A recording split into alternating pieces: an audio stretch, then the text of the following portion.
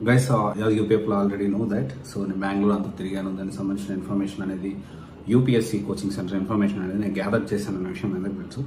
And ఇక్కడ మనం ఒక ఇంపార్టెంట్ పాయింట్ గురించి మాట్లాడుకోబోతున్నాను. 4 years back, I worked with some institute, IS coaching institute కి నేను వర్క్ చేశాను. As a online marketer, digital marketing కానీ మార్కెటింగ్ అడ్వైజర్గా నేను వర్క్ చేయడం జరిగింది. అప్పుడు నేను వర్క్ చేసినప్పుడు నేను బెంగళూరులో ఇట్లా తిరుగుతూ ఉన్నాను.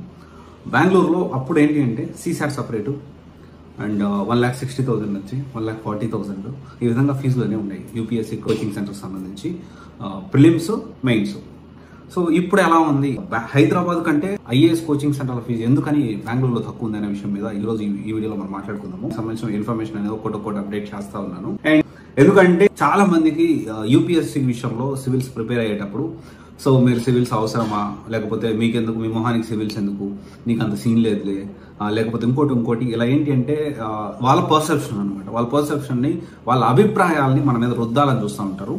సో అలాంటి వాళ్ళకి మీరు ఎంత దూరంగా ఉంటే అంత మంచిది. ఎవరన్నా ఈ విధంగా చెప్తున్నారు అంటే మీ మనసుకి ఏదనిపిస్తే అది చేయడం అనేది చాలా ఇంపార్టెంట్ అనే విషయం గుర్తుపెట్టుకోండి. అండ్ ఫీజెస్ విషయానికి వస్తే ఒక 4 years back CSAT separate and prelims కా మెయిన్ సపరేటు, మళ్ళీ టెస్ట్ సిరీస్ కూడా ప్రొవైడ్ చేసేవాళ్ళు కాదు. అండ్ టెస్ట్ సిరీస్కి మళ్ళీ ఛార్జ్ చేసేవాళ్ళు. ఇలా ఉండేది. బెంగళూరు యూపీఎస్సీ కోచింగ్ సెంటర్ చాలా ఎక్స్పెన్సివ్ ఉండేవి. But now the things are completely changed.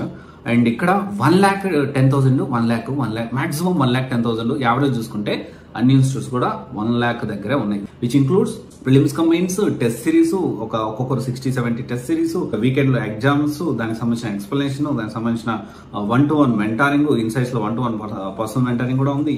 And ఈ విధంగా ఏంటి అంటే ప్రతి ఒక్క ఇన్స్టిట్యూట్ కూడా హైదరాబాద్ తో కంపేర్ చేస్తే ఇప్పుడు బెంగళూరులో ఫీజు అనేది తక్కువ ఉంది.